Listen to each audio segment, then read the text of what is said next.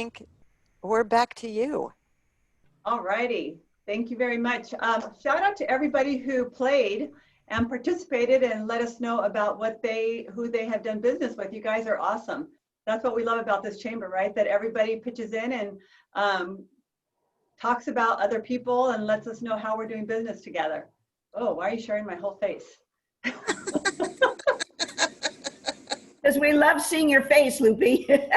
Well, I was like on that big screen. Oh, you see. Anyway, okay, I digress.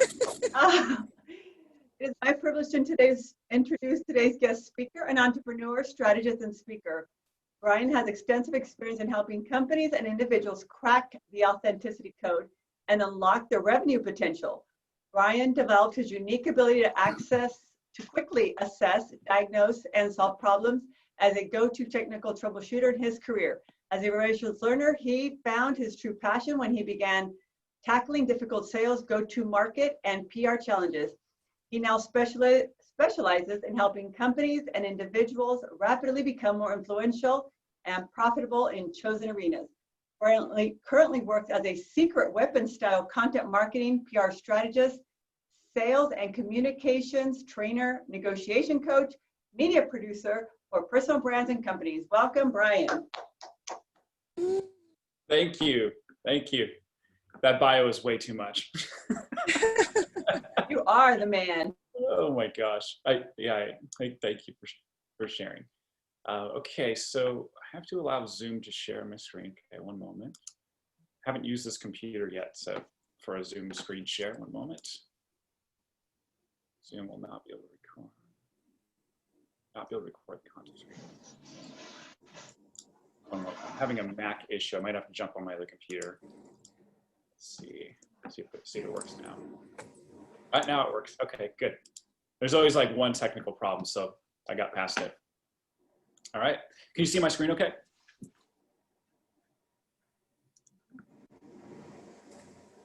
Yes. Good. It's good. Yeah. Perfect. All right. So, yeah, today we're going to be talking a lot about transformational neuroscience and how it relates to coming back stronger in 2020. And I guess you heard this kind of pretty wild bio that was just shared, and thank you, Lupe, for sharing that. But I'll share a little bit more about my story and kind of how I got here. And it starts off with all the way back in second grade, my school teacher in second grade had to kind of stop everything with my education, and he had to get in touch with my mom. And he told my mom that there's something wrong with Brian, and that the thing that's wrong with me is not going to go away. So from that point on, it was like it had to be addressed with me, and I had to get on these daily progress reports, and I couldn't pay attention in school, and there was something I couldn't learn properly. I was distracted a lot, and I ended up seeing some experts, and I got diagnosed later with ADHD, and I think there may be some more to it, but it set me on a trajectory of just knowing that the traditional path, because school was so difficult for me, the traditional path wasn't going to work very well for me. So it made me, kind of resentful for just the normal education system, just kind of the normal way of doing life. And I always felt like I could kind of like see through the world. Like I could see kind of like what was going on unconsciously. And I was like, this is kind of a game. And it made me a little wounded, as you could probably imagine. And I'm sure some people here have felt that. Maybe some people here have children or grandchildren that have gone through something like that. And it made me wonder, what is different about me, and how can I connect with other people appropriately? How can I be seen, and how can I be heard? Because I didn't feel like I was learning disabled, and I was held back. I was labeled with a learning disability. And I was like, I feel smart. I feel like there's something more, and I don't know. So I ended up getting really obsessed with learning and reading. And I started my first business when I was 17 because I wanted to be able to just express myself and live my own way. And I started, once I graduated high school, I started reading voraciously, and I haven't stopped reading. And I read, once I started taking education in my own hands, I couldn't stop. So I've read between 1 and 3 business or psychology or leadership or just really interesting books per week for the last 14 years straight. And it has been very transformational. What I found is I started reading, and I started pursuing just my own dreams, and I started connecting with people, and I had the privilege and honor to learn from and work with some of the best marketing minds in the world, some of the best neuroscientists in the world. Actually, my friend and a very close friend of mine and my business partner now, who a lot of this content has been inspired by. His name is Dr. Srini Pillai, and he's Harvard's most decorated brain imaging researcher, formerly a professor at the medical and business school there at Harvard. And we're working together now. And I've just had a really great opportunity to meet with a lot of amazing people, to take a lot of great content from all the books I've read and all the mentors that I've sought out and make something really special. And it's helped me really learn how to connect with other people. And learning how to connect with other people has been really the thing that's been a gift in my life, because I just hadn't felt connected to myself, and I hadn't really felt like I could connect with other people. So a lot of this presentation is going to be really about reconnecting with who we are, and then reconnecting with who other people are. That's the absolute best way to connect with others, is to connect with ourselves. And I guess I wanted to go back. In terms of today, we're going to talk about how to use transformational neuroscience to break through mental barriers in our life and in our business. We're also going to talk about how to get confidence in our approach. I'm going to specifically break down for you how to forecast different business ideas as you look at pivoting your business, or trying to hit new financial goals, or trying to keep enough cash in the bank to stay stable throughout 2020. Number 3, I'm going to teach you how to market and sell more effectively than ever, using some principles that I think are absolutely the future of sales and marketing. But before I do that, I wanted to just kind of be real for a moment. And this might sound a little bit dark, but I think it's important to talk about. And I just wanted to be real about what's going on in the world. You know, we went through this breakout session a few moments ago, and it was really inspiring. And I got a chance to hear just some of the concerns that people have. And you know, I don't take it lightly that today is September 11th. It's actually, even this talk alone has been kind of weighing on me, because it's like the world is on fire around us. September 11th, we have a really contentious election. We have the pandemic, of course, and you know, all this. There's just a lot going on, and it's very difficult. And it's been a very difficult year for a lot of business owners. And I guess I just wanted to share that I know that that's true, and I think it's important to be able to talk about it. And a lot of times business leaders and business owners don't really talk about it enough. And mental health is extremely important. I'm going to be talking about mental health throughout this talk. But also, you know, we talk about the health risk of COVID. And, you know, that is a major health risk. But also people that are leaders in business, especially business owners, they have a higher risk of suicide because of just how they're wired. And it's important to also notice that that is a risk. And I think a lot of business owners, for the first time in a long time this year, business leaders for the first time have had thoughts that have crept up. You know, I've had some dark thoughts creep up, not that far, but I've been like, whoa, this year has been really intense and really hard. And I've walked a lot of people through some really hard times in my career, and this has been a really intense year for that. And actually, so one of the things that I went through this year, just to share, so you all know that, you know, I'm right here with you. I don't have it all figured out.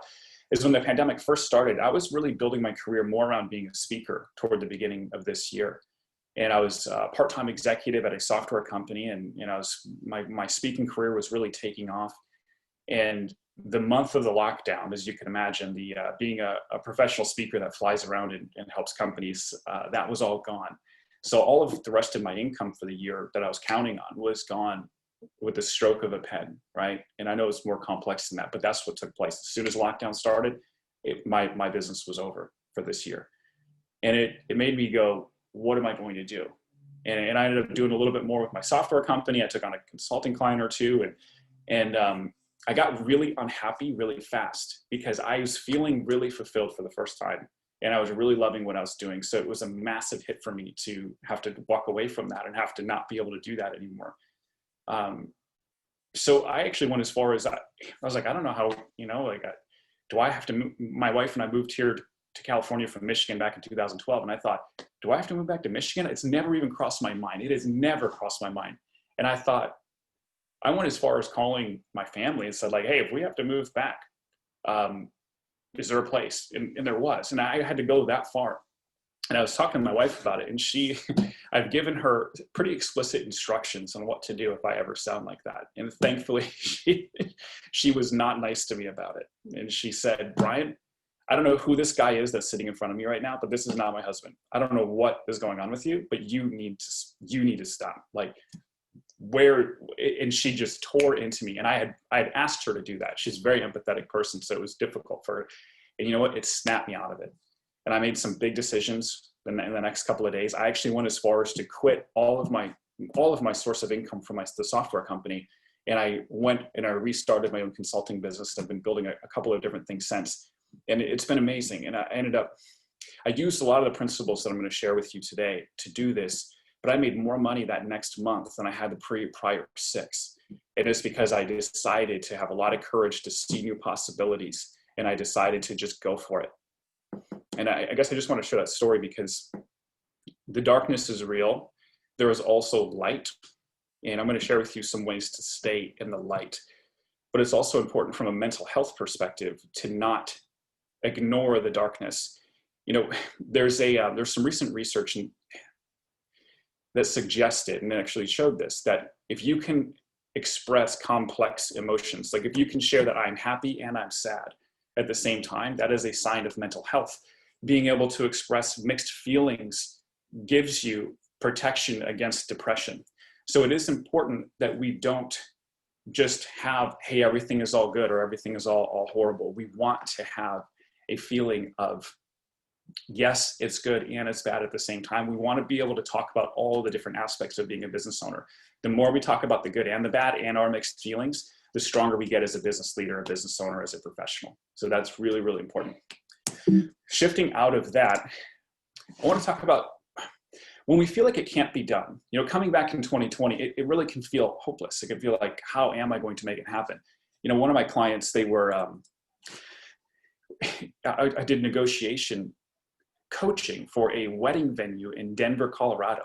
This was a really great couple that started a wedding venue a couple of years ago, and it's been so successful. The next thing you know, they are in intensely contentious negotiations with brides and grooms trying to get their money back.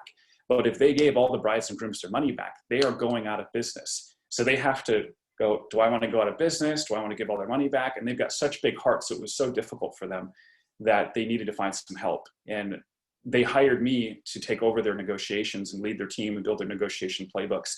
And it was so remarkable what was possible. I mean, we took people from about to go to court, and get them to reschedule and have them be happier because they wanted to reschedule the bar mitzvah or the wedding. And but it had to do with being able to see what was possible. There were more possibilities than even what the lawyers were seeing. There were more possibilities than what they were seeing. And there were more possibilities and there were more creative solutions than what anyone could see. And possibility comes from your brain. If we can't access possibility, we can't see these creative solutions. And I just want to share some of the reasons that people can't see possibility. So if we're thinking something is impossible, if you think a turnaround in 2020 for you and for your business is impossible, there are specific brain vulnerabilities. That's actually neuroscience, neurobiology that's keeping you stuck in that way of thinking. So number one is your brain circuits could just be blown, which means your creative energy isn't accessible. Basically burnout.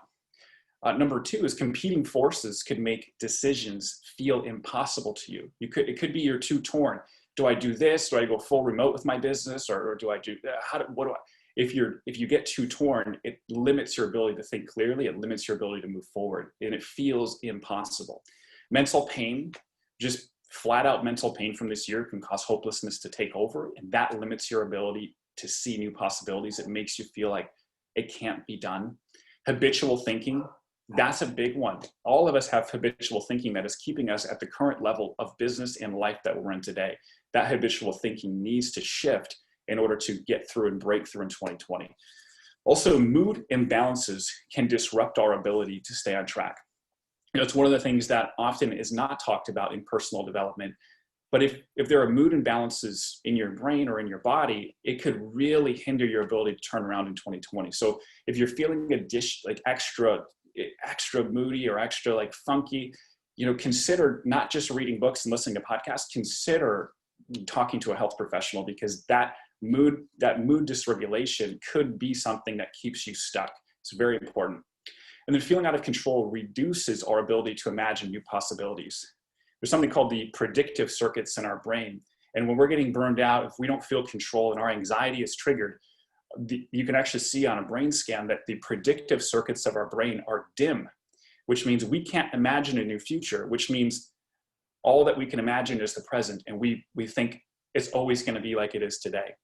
Anyone that's been in a dark moment, you know what I'm talking about, is your predictive circuits go down, and you can't even imagine your life being any different than the darkness that you feel. And that is a brain vulnerability. It's actually a brain state. There are things you can do to bring yourself out of that brain state, reactivate your imagination, reactivate your predictive circuits, so you can start to access new possibilities. We're going to talk about that here today. What I'm getting to is something called existential confidence, which is a neuroscience-based principle in possibility thinking. This comes from, existential confidence comes from Dr. Srini Pillai and a gentleman named Jim Salmon. And existential confidence, as defined, this is my favorite definition of it. It is an optimism that would come from expecting to live your life in peace without the threat of violence and despair looming around every corner. That sounds nice, right? Not everyone could relate to that last year. I could relate to it, but not everyone could. I feel like that's relatable now. Existential confidence is a confidence that transcends just normal life. Normal, hey, I'm confident because I've got money in the bank, or I'm confident because I'm accepted, or I'm confident because people are walking into my business. It's a higher level of confidence that transcends just your normal measurements of success. So in order to access existential confidence, there are 10 mindset shifts that you can make to start to tap into existential confidence in your life.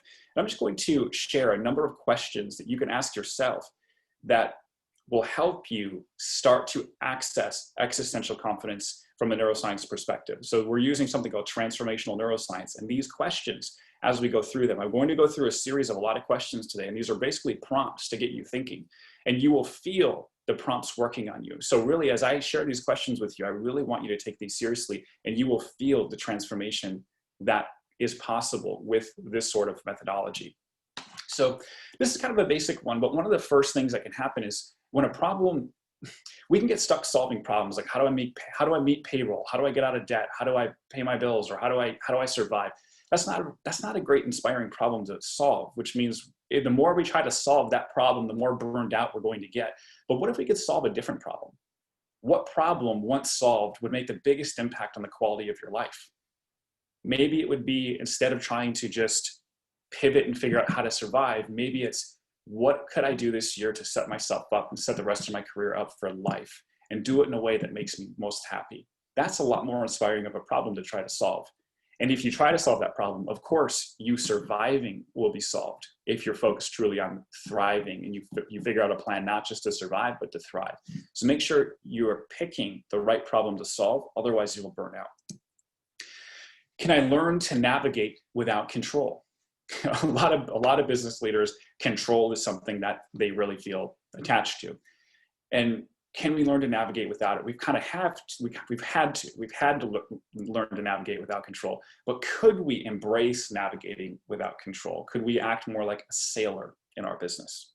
I'd like to encourage you to consider that. Is there a way to bring opposites together so I'm less torn?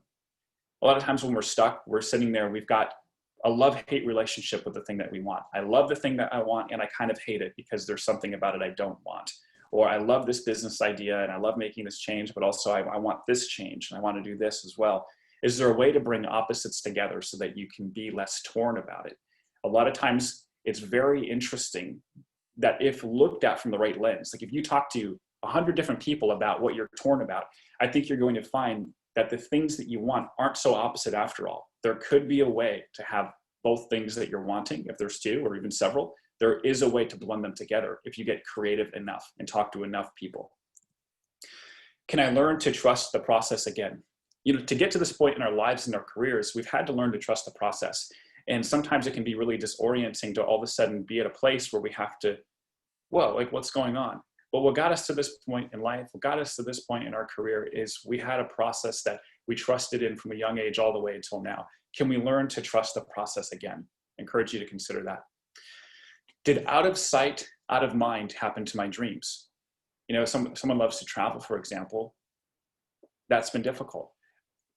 Through the day-to-day grind of business leadership in general, it's out of sight, out of mind can happen to our dreams, even more so this year. Am I committing to what I truly want, or am I committing to what is in front of me? When we're stressed, we tend to just solve whatever problem is right in front of us. If there's a mess on the counter, we're just going to solve that. If our business is a little messed up, we're just going to try to solve the business problem. We're going to put out the fire.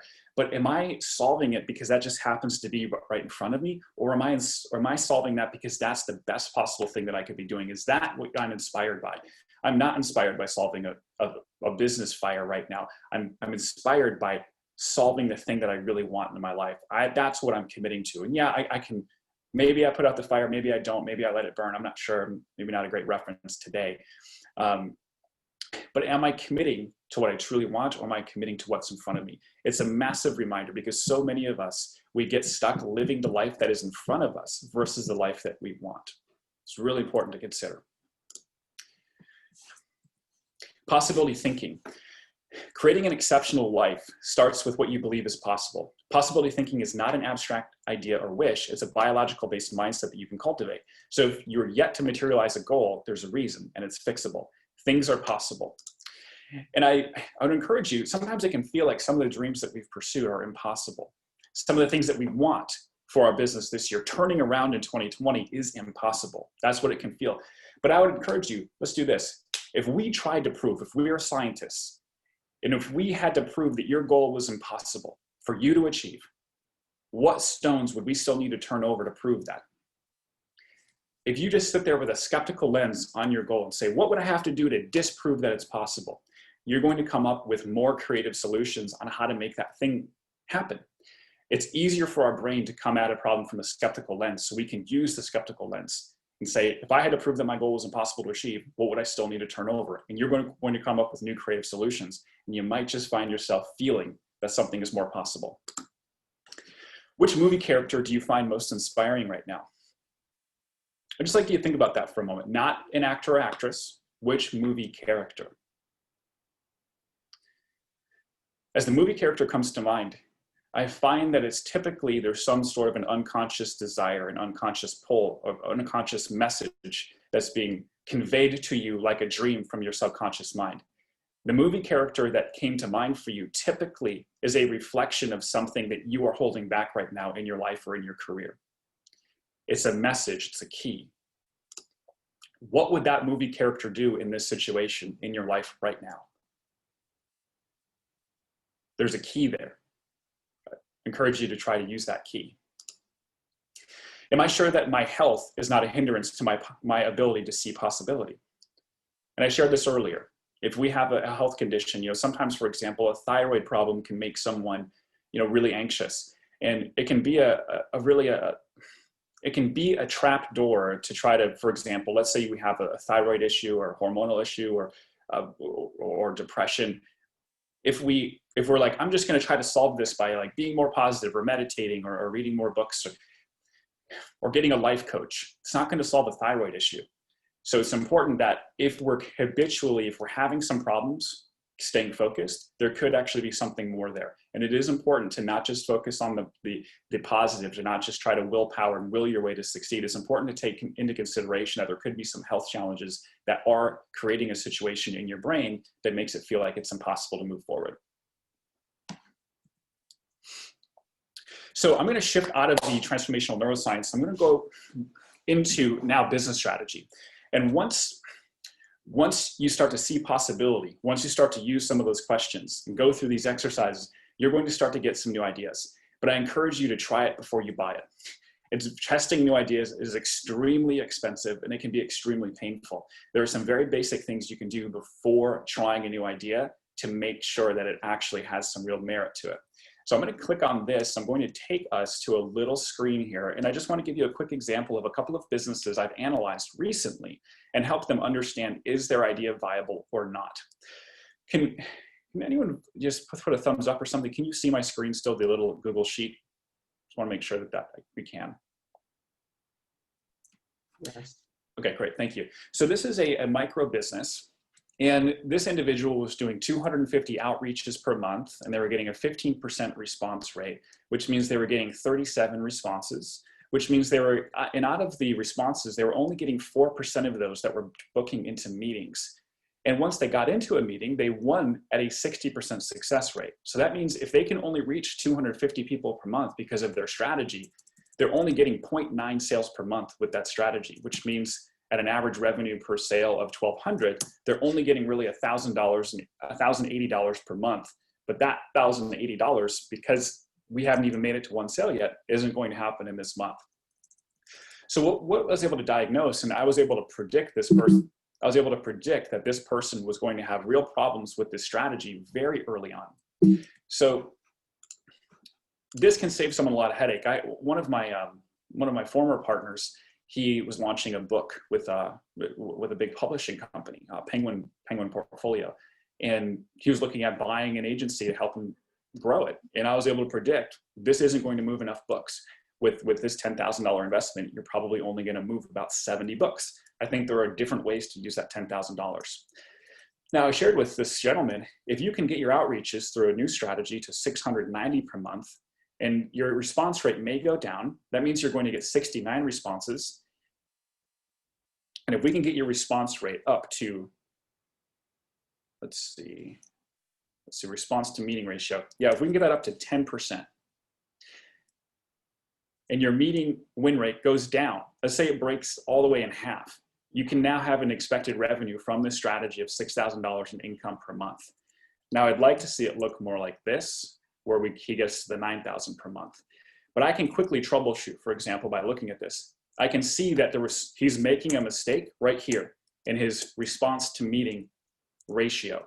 There's something happening. When someone responds to him, he's dropping the ball, he's being awkward. Something's taking place where if you have 37 people respond to you in a positive way and you're only meeting with 1.5, you're turning them off, there's something wrong. So the other benefit of analyzing your business like this, you can predict in advance how things are going to play out, but you can also quickly troubleshoot which one of these percentages is wrong.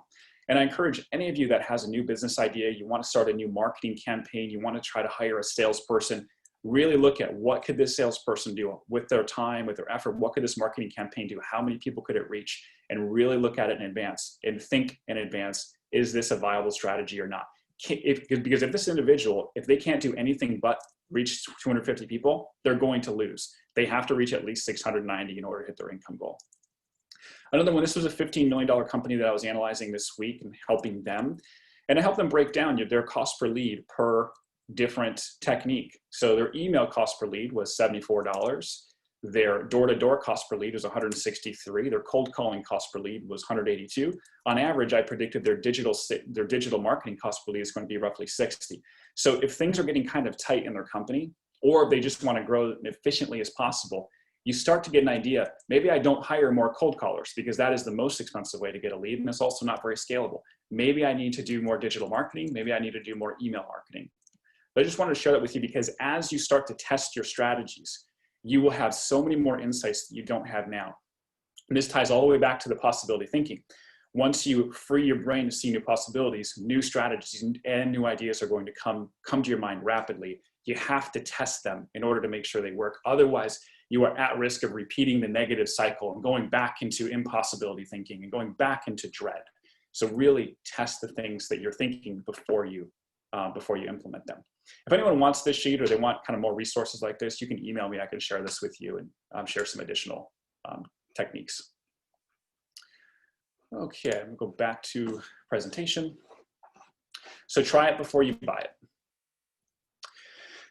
Now I'm going to talk about marketing that truly works. Skepticism is at an all-time high with buyers. The market in general is at an all-time high. People aren't believing anything anymore. Your customers are expecting more proof. The most powerful marketing move right now is to actually show your expertise, show on camera, have someone listen to you on a podcast, for example, as we talked about in our breakout session. You have to show that you're an expert at what you do. I'm just going to pop over to LinkedIn really quickly, and I just wanted to give you a quick example. One of the things I do is sales training and sales coaching.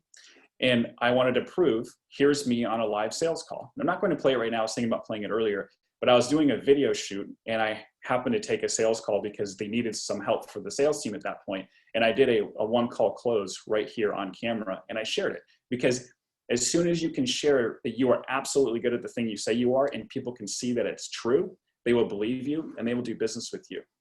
And I like to use the analogy that it's similar to if you were like, let's just say, let's just do a sports analogy. Let's say, I'm a championship basketball player or UFC fighter. If you are that, and let's say you're at a bar and you're saying, you know, I'm a champion UFC fighter, I've won all these fights, or I was an amazing boxer 5 years ago. At the bar, eventually someone's going to ask you, well, I kind of want to see some proof. Like, you say you won all these championships, where's the proof? And if you cannot prove it, if there's no video evidence, it's as if it didn't exist at all. So the market has moved on. People are skeptical. They're expecting proof. If you say you're a great speaker, if you say you're great at coaching people, if you're a great marketing consultant, you need to have video evidence of you showing that you're a marketing consultant. You need to have a Zoom call recorded. Whatever it is that you say that you do, if you say, I have a fashion boutique and we love working with helping moms feel amazing as they go back to work, you need to have a video of you helping a mom feel absolutely amazing as they go back to work. You need to show your expertise. The market has moved on. It's a secret that not a lot of people know right now. The people that are showing and demonstrating on video that they are good at the thing that they say their business does, those people are getting ahead rapidly right now. If you can show on video, and it doesn't have to be fancy, you could just have a cell phone video and you're proving to the world that you are good at the thing you say you are, you will have a breakthrough in your business. Now, once you start marketing and you start showing people proof, actual proof, don't talk about it. I don't care what your website says. I don't care what your elevator pitch says. If I can't see with my own eyes you doing the thing you say you're good at, I don't believe you. I don't care. I think you're faking it and I think you're wasting my time. That's how everyone feels right now. It's how I feel too. So, but once you start proving it, people will start to believe you and you're going to start getting more leads. And then the question is, how do you calibrate to those people? You know, a lot of trends have been accelerated by COVID. And more than ever, buyers are expecting custom, authentic, and relevant experiences. And anyone who doesn't get that or get them is being tuned out. So we have to become a mind reader.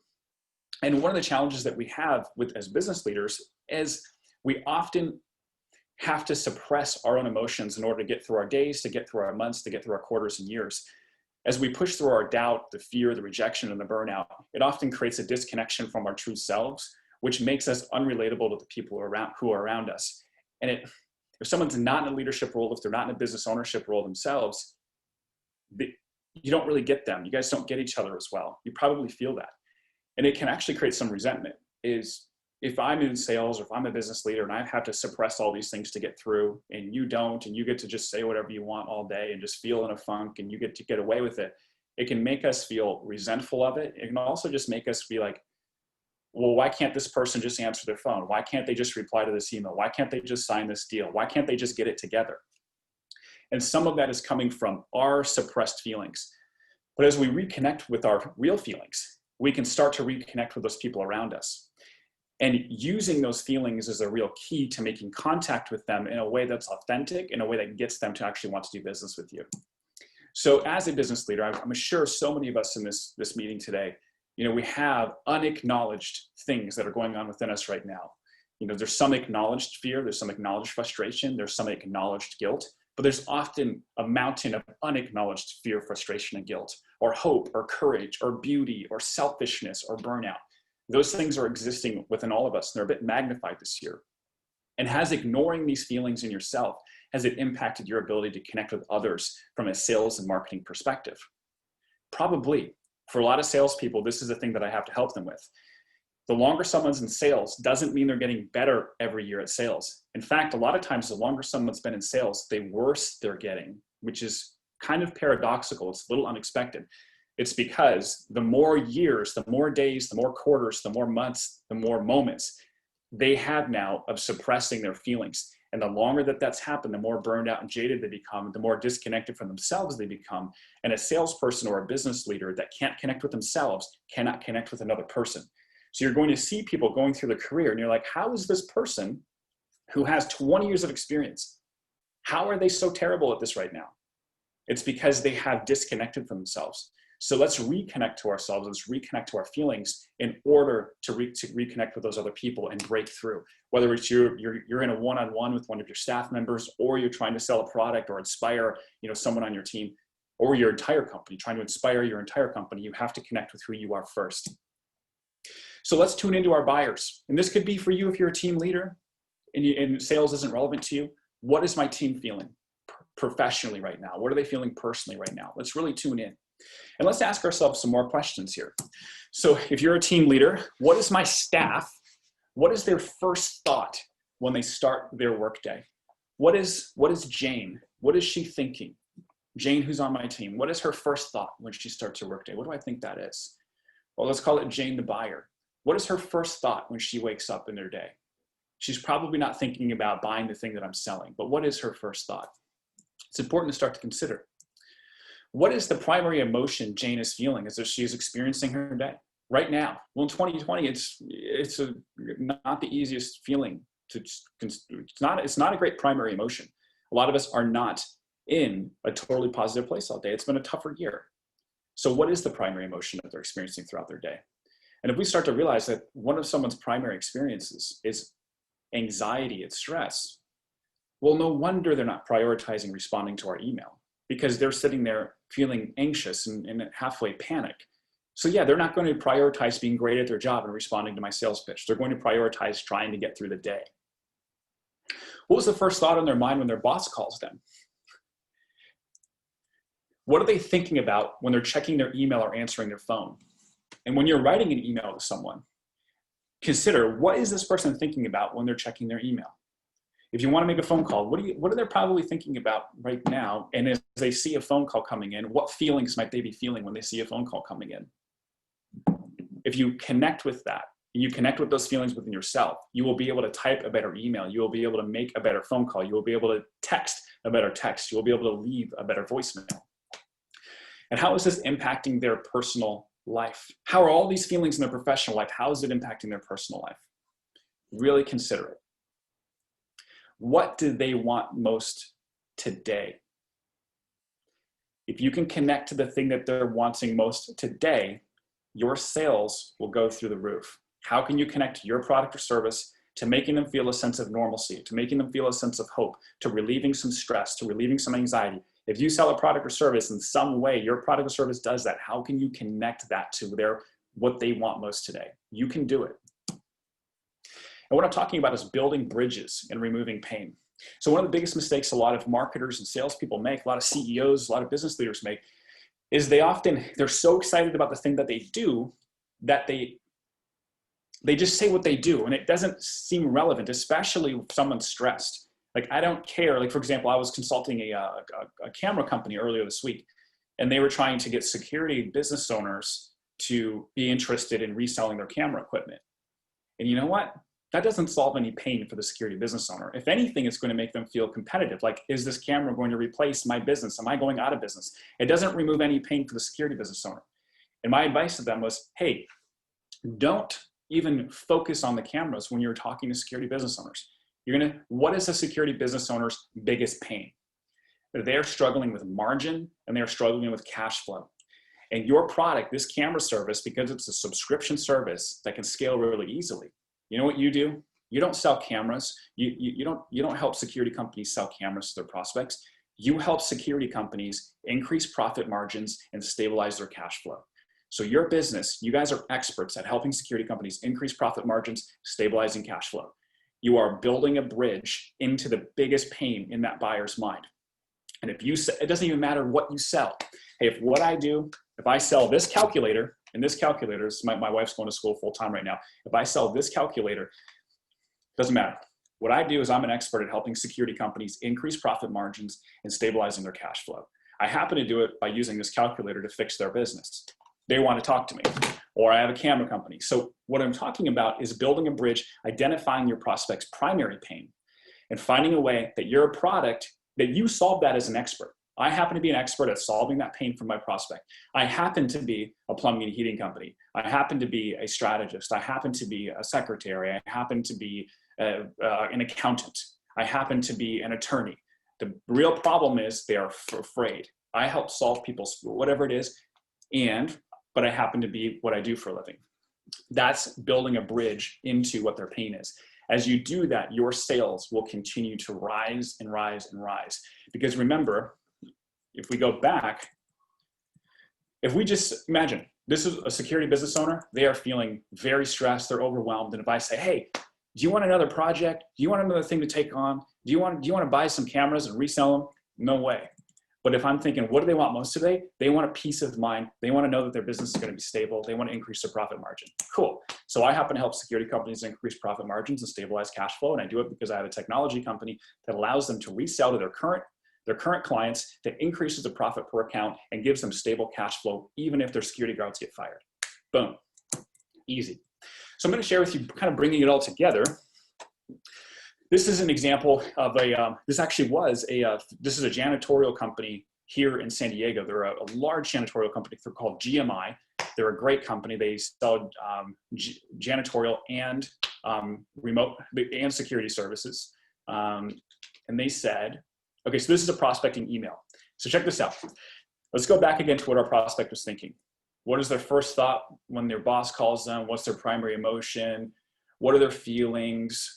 What's going on in their mind when they're checking their email? What do they want most today? And think about that buyer. This property manager or this facility manager is feeling stressed, anxious. They're kind of in survival mode in some ways. When they're checking their email, they're just going, I hope nothing's going wrong. And then they get this email. Wally, I wanted to take this opportunity to showcase a new service we will be offering. In the age of COVID-19, being safe and secure is taking on a new meaning.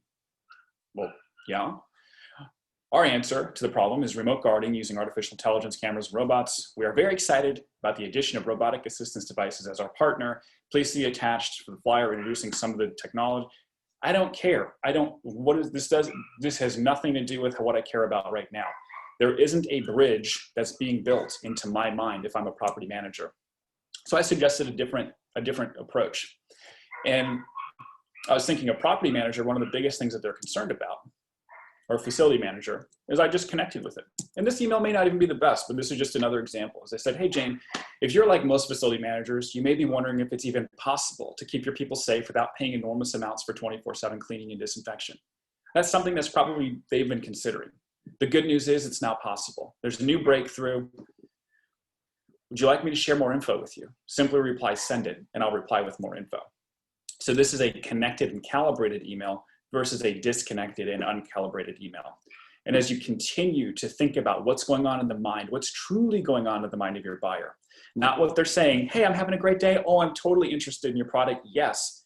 What's actually going on beneath the surface? They're saying, yes, I want to try so hard to do a great job, but at the same time, I'm trying really hard to keep it together in my life.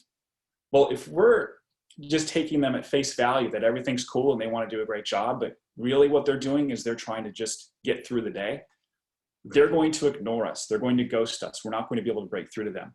But if we can start to crack that little fakeness and we can start to go, I want to help you get through the day, and I want to help you get through tomorrow, and I want to help you get through the rest of this year. And that's what my product or service is going to do, is I'm going to help you get through your day. That's what I do. Now you've got something. Now you've provided a lifeline to that individual, and they're going to be hooked on you and on your product or service. So that concludes for today. And in summary, my firm belief is that revenue growth is a combination of psychology, strategy, and then execution, in that order. So essentially what I'm doing is using neuroscience to break through mental barriers, data and models to drive sales strategies, real-time coaching to grow revenue predictably. What we talked about was starting off with psychology, transformational neuroscience to break through, get you back into existential confidence and possibility thinking. Then we wanted to make sure that as you get these new great ideas, some of them are going to be a little crazy, we have to make sure on paper, specifically on Excel, that it works, that this isn't going to be a big waste of time or money. You're not in a position right now, none of us are, to just waste time or waste money. So we have to make sure it's going to work. And execution is executing great sales, great marketing, and of course, great operations is important as well. I post a lot on LinkedIn. If anyone wants to connect with me on LinkedIn, that's great. Instagram. You can also text me if you want to chat. If you're interested in more as kind of transformational neuroscience stuff, I'm just interested in meeting you. So with that, that really concludes my session for today. I'd be happy to answer any questions and do a little Q&A if we have time for it. I'm not sure. But thank you everyone so much for listening and for being here.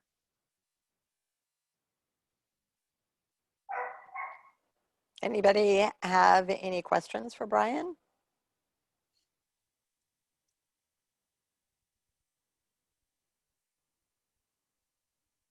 Yeah, John Beethan. Oh, I see a couple of you. Go ahead and take yourselves off mute if you have a question and ask away. Hey, Brian, Yeah, great presentation. thank you. And publicly, I say, I consider it the best of 2020. Thank you very much. Wow. So, there was a lot there, which was incredibly well delivered. And I kind of wanted to like ask the question at the time, but so these are questions you would ask yourself about understanding who your quote unquote clients, prospects and things are. What are they feeling? What are they expressing? So would you agree that, I mean, how do you find this out? It seems to me that you actually have to have a conversation with them and ask those questions. Is that about right? Yeah, I mean, hopefully, depending on how long you've been doing the business, hopefully you kind of get a sense for it. You might even try, it's a little bit more of a home court advantage to ask your current clients how they're feeling, what's going on in their life, just taking that opportunity, because it kind of serves two purposes. It builds a relationship and further anchors your current client, and it gives you insight into the mind of that particular type of individual. So that's where I would start. And then through a great sales process, if you're selling using an approach that I happen to teach is really a consultative model, you're going to understand their pain with every conversation you're having. Hope 9 out of 10. But yeah, start with your current clients and really get to know them and their thinking. All right. Thank you. Thank you. Appreciate it. Anybody else? There's a question in the chat for you, Brian. Have you done any limbic marketing or shock advertising? Yeah. Love it all. Yeah, it's all part of the neuroscience-based marketing. Yeah. It just has to, like shock advertising can be great, and we have to look at the conversion rate all the way through. So if we do a shock advertising type of a Facebook ad, and then it goes to a landing page, yeah, the reach was great, or the cost per click was really cheap, but what was the cost per acquisition? What was the cost per actual sale? We may find that some shock advertising is cheaper to acquire clients, or some is more expensive, even though it looked cheaper on the front end. So it's always a matter of trial and error, and consistently looking at the numbers, like what we were looking at earlier in that Google sheet. He's cerebral. Yes, I am. Well, I'm talking about reconnecting with ourselves. I'm cerebral, right? I hid in my mind for a lot of my life, and I'm trying to reconnect with myself and my heart. So just one of the things I can teach now. Awesome. All right. Doesn't look like there are any other questions. So thank you, Brian Koehn, for joining us this morning and for teaching us how to come back stronger in 2020.